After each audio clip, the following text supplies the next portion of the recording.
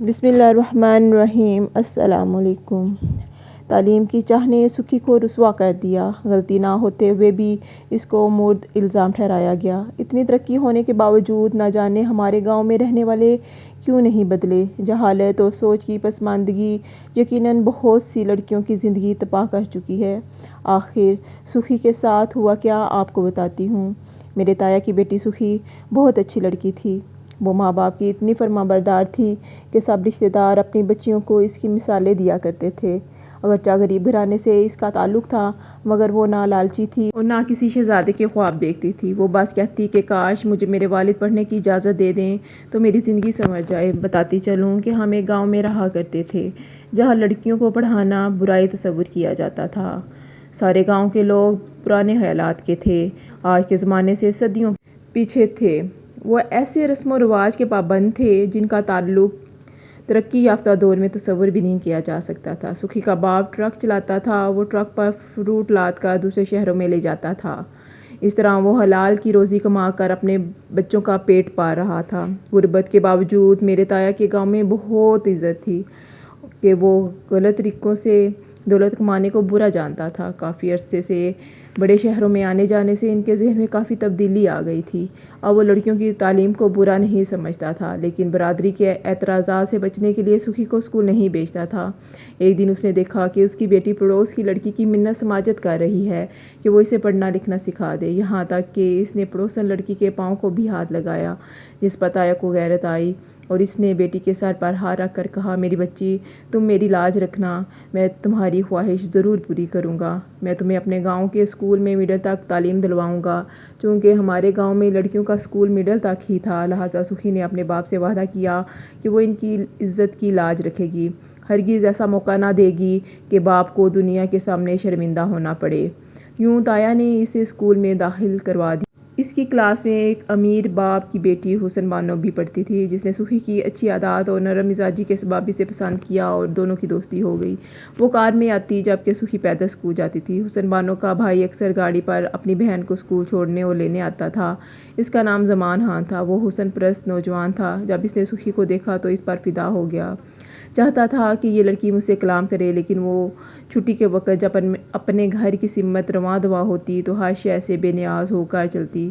اسے زمانے کی ہوا نہ لگی تھی۔ کئی بار حسن بانو نے کہا کہ آؤ سکھی میں تمہیں تمہارے گھر تک چھوڑ دوں، ہم ایک ہی راستے سے آتے جاتے ہیں، مگر تم میری گاڑی میں بیٹھ جاؤ، مگر سکھی نے انکار کر دیا۔ کہا کہ جب مجھے پیدل ہی جانا ہے تو پھر کسی کی گاڑی میں بیٹھنے کا کیا فائدہ، میرے والد کی بھی اجازت نہیں ہے کہ میں کسی کی گاڑی میں بیٹھوں۔ میری چھوٹی بہن کو بھی تایا نے والد سے کہہ کر اسکول میں داخل کرا دیا تھا۔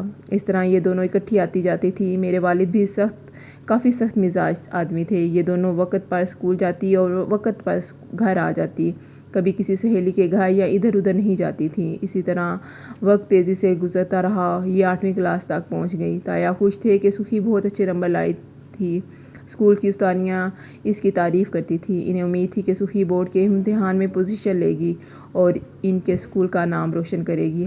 ہوا بھی ایسا ہی۔ مڈل کے سالانہ امتحان میں اس نے نمایاں کامیابی حاصل کی۔ ٹیچر نے گھر آ کر اس کے والدین کو مبارکباد دی۔ تایا بہت خوش تھے۔ انہیں اپنی بیٹی پر فخر محسوس ہوتا تھا۔ ہم سب اس کی شاندار کامیابی پر خوش تھے۔ خوش نہیں تھا تو ایک زمان، کیونکہ وہ ابھی تک سکھی سے بات کرنے میں کامیاب نہیں ہو سکا تھا۔ اس کے دل میں یہ آرزو شدید ہوتی جا رہی تھی کہ وہ سکھی کو اپنی جانب مائل کر لے، تاہم اپنی بہن سے یہ بات نہیں کہہ سکتا تھا کیونکہ یہ ایک معیوب بات تھی۔ پہلے وہ اسکول آتے جاتے اس کا دیدار کر لیتا تھا، اب سکھی نے اسکول آنا بند کر دیا تھا اور گھر بیٹھ گئی تھی۔ تبھی مجبور ہو کر اس نے حسن بانو سے کہا، تم اس لڑکی سے دوستی کا رشتہ قائم رکھو کیونکہ میں سکھی سے شادی کرنے کا خیال رکھتا ہوں۔ حسن بانو نے سمجھایا کہ یہ بات ممکن نہیں ہوگی کیونکہ میرے والد دولت کے پجاری ہیں، وہ ہرگز ایک غریب کی بیٹی کو اپنی بہو بنانا پسند نہیں کریں گے۔ تم اس خیال کو ذہن سے نکال دو۔ زمان کو مگر چین نہ تھا۔ وہ ہر حال میں سکھی سے رابطہ کرنا چاہتا تھا۔ انہی دنوں سیل فون نیا نیا آیا تھا۔ سکھی کے والد کو بھی 2 سیل فون اس کے مالک نے دیے تھے کہ ایک اپنے پاس رکھو تاکہ جب تم گھر میں ہو تو میں تم سے رابطہ کر سکوں، اور دوسرا اپنی بیوی کو دے دو تاکہ جب تم ڈیوٹی پر دوسرے شہروں میں قیام کرو تو وہ تم سے رابطہ کر سکے۔ ताया जी ने ऐसा ही किया। एक फ़ोन खुद रखा और दूसरा बीवी को देकर कहा कि इस बात का ख्याल रखना कि तुम्हारे सिवा इस फ़ोन को घर में कोई और इस्तेमाल ना करे। हाँ, मैं बहुत ख्याल रखूँगी और किसी को हाथ भी नहीं लगाने दूँगी, ताई ने जवाब दिया। वाकई उन्होंने ऐसा ही किया। वो फ़ोन अपने पास रखती, लेकिन वो पढ़ी लिखी नहीं थी। जब नंबर मिलाना होता, इन्हें सुखी से कहना पड़ता कि नंबर मिला कर दो, और वो माँ को नंबर मिला दिया करती। ताया और ताई मुतमईन थे कि हमारी बेटी ऐसी नहीं है कि मोबाइल फ़ोन को इस्तेमाल करे। पहले ताई फ़ोन पर हर वक्त अपनी निगरानी में रखती थी, लेकिन फिर उन्होंने इसकी परवाह छोड़ दी कि फ़ोन कहाँ रखा है, क्योंकि सुखी किसी को फ़ोन करती थी और ना हम लड़कियों में से किसी के पास सेल फ़ोन था सिवाय हुसन बानो के। बात करनी होती तो पहले वो सुखी की माँ से बात करती, इजाज़त मांगती तो ताई इसकी बात सुखी से करवा देती थी। किसी तरह जुमान ने सुखी की वालदा का नंबर मालूम किया और एक दिन अपने एक रिश्तेदार लड़की के ज़रिए फ़ोन मिलाकर सुखी से बात की।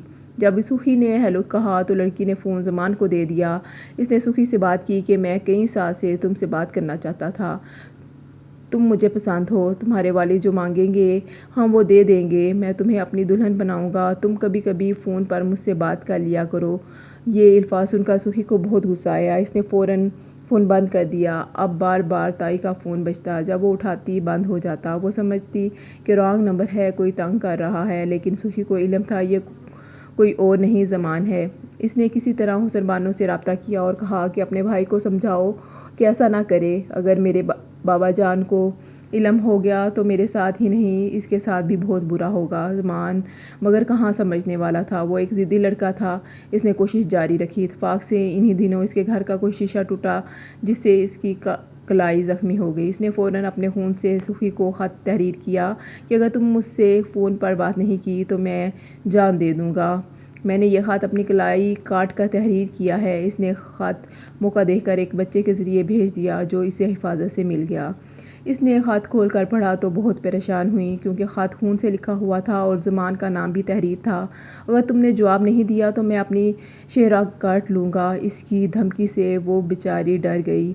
इत्तेफाक कि वो हमारे घर आई तो हुसन बानो भी अपने वालदा के हमरा आई हुई थी, क्योंकि इसकी माँ मेरी अम्मी की भी सलाम दुआ थी। सुखी ने हुसन बानो की खैरियत पूछी। वो बोली खैर से नहीं है, क्योंकि मेरे भाई की कलाई बुरी तरह ज़ख्मी हो गई थी और अब वो हस्पताल में दाखिल है। ये सुनकर सुखी परेशान हो गई। तभी हुसन बानो ने कहा, तुम जानती हो कि ये सब कुछ तुम्हारी वजह से हुआ है। अगर तुम इसकी ज़िंदगी चाहती हो तो एक बार मेरे भाई को इस हस्पताल देखाओ, ताकि वो जल्द से हयाब हो जाए। वो सादा दिल लड़की ऐसे झमेलों में नहीं पड़ना चाहती थी, लेकिन ये भी नहीं चाहती थी कि इसकी वजह से किसी की जान चली जाए। इसने कहा, तुम अपने भाई को समझाओ, ऐसा नहीं हो सकता। मैं इसके साथ रब्ता नहीं रख सकती, क्योंकि मेरे वालिद ने मुझसे वादा लिया था कि इसकी इज़्ज़त की लाज रखूँगी। वो बोली, मैं कब कहती हूँ कि तुम इसके साथ मोहब्बत करो। मैं ये चाहती हूँ कि तुम एक बार मिलकर इसे समझा दो, ताकि वो दोबारा ऐसी कोई हरकत ना करे जिससे तुम लोगों या हमारी इज़्ज़त में फ़र्क आए। यूँ कह सुनकर हुसन बानो ने इसे राज़ी किया और हमारे घर से इसे हस्पताल ले गई। सुखी ने कहा, अगर मेरी माँ पूछे कि कहाँ गई है तो कोई बहाना कर देना। मैं सिर्फ 5 मिनट में वहाँ रुकूंगी और ज़मान को खुदा का वास्ता देकर समझाऊंगी कि वो इन हरकतों से बाज आ जाए। अल्लाह की मर्ज़ी। इसकी माँ ने तो ना पूछा, वो समझी कि हमारे घर में बैठी है, लेकिन इसके वालिद ने सुखी को हस्पताल में ज़मान से बात करते देख लिया। वो अपने एक बीमार दोस्त की अयादत को हस्पताल गए थे। घर आकर बेटी की खूब खबर ली और साथ ही बीवी को भी मारा कि तुमने ध्यान क्यों नहीं दिया कि ये हस्पताल इस लड़के की अयादत को चली गई, इसके साथ इसका क्या वास्ता है। ताया ने यहीं पर बात ख़त्म नहीं की, बल्कि बीवी से कहा कि अब मैं सुखी को ज़िंदा नहीं छोड़ूंगा, किसी दिन मार दूंगा। बीवी डर गई, क्योंकि यहाँ ऐसी बातों पर लड़कियों के कत्ल होते रहते थे। ताई को भी यकीन हो गया कि सुखी के बाप ने महज धमकाने के लिए ऐसा नहीं कहा, वो बेटी की जान भी ले सकता है। ताई ने ताया के आगे हाथ जोड़े कि बेटी को मत मारना, तुमने इसे पढ़ाया लिखाया है तो इस पर भी यकीन रखो कि इसने कोई गलत हरकत नहीं की होगी। वो गलत हरकत क्या हो सकती है?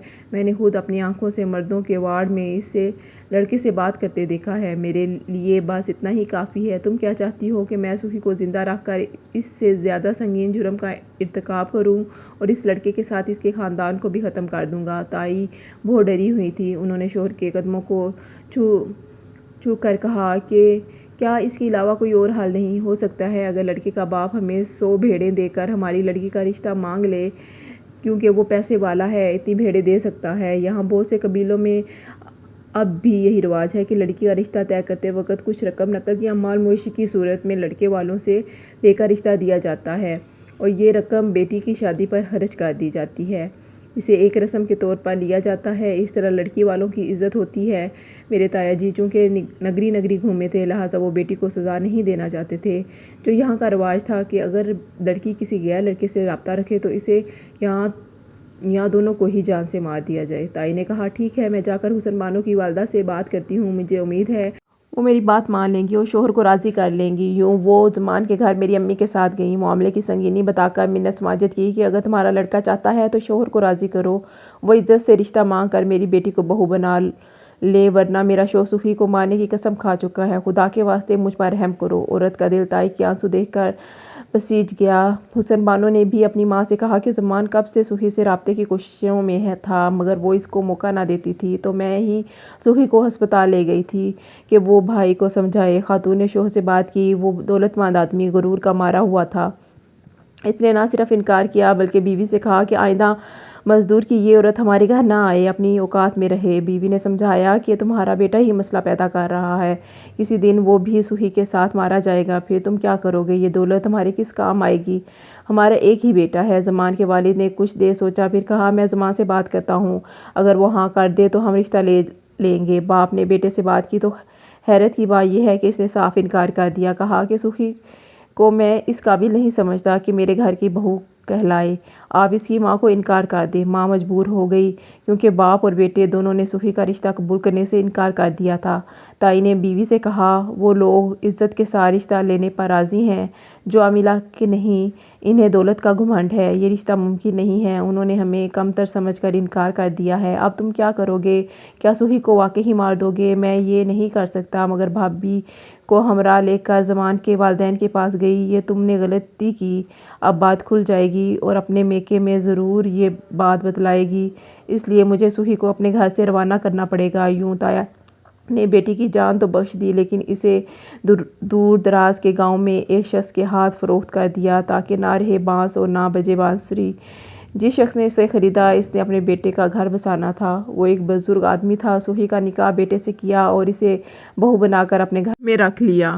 عموماً ایسی خریدی گئی لڑکی نہ سسرال میں عزت ہوتی ہے اور نہ شوہر اس کے ساتھ اچھا سلوک کرتا ہے، لیکن اللہ نے صوفی کی بے گناہی اور مظلومیت پر رحم کھایا اور اسے شہباز کی صورت میں ایک نیک شوہر عطا کر دیا جس نے اس کے ساتھ حسن سلوک سے زندگی گزارنے کا ارادہ کر لیا۔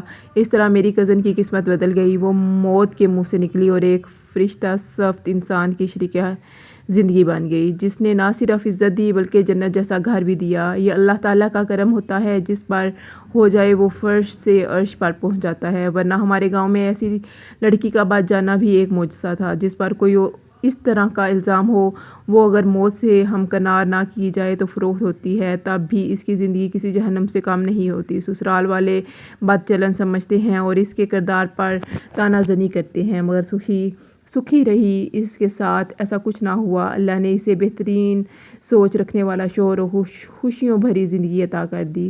زمان نے تو صوفی کی زندگی تباہ کرنے میں کوئی کسر نہ چھوڑی تھی، وہ تو اس کی قسمت اچھی تھی کہ 2 اچھے لوگوں میں چلی گئی، ورنہ زندگی بھر صوفی طعنے سنتی اور اس کے ماں باپ زمانے کے سامنے عزت کا بھرم رکھنے کے لیے خاموش تماشائی بنے رہتے۔ صوفی کی نیک نیتی نے اسے انعام میں اچھا شوہر دیا، صوفی نے اپنے باپ کی لاج رکھی تو پھل اس سے بھی ملا، سکھی ہی رہی۔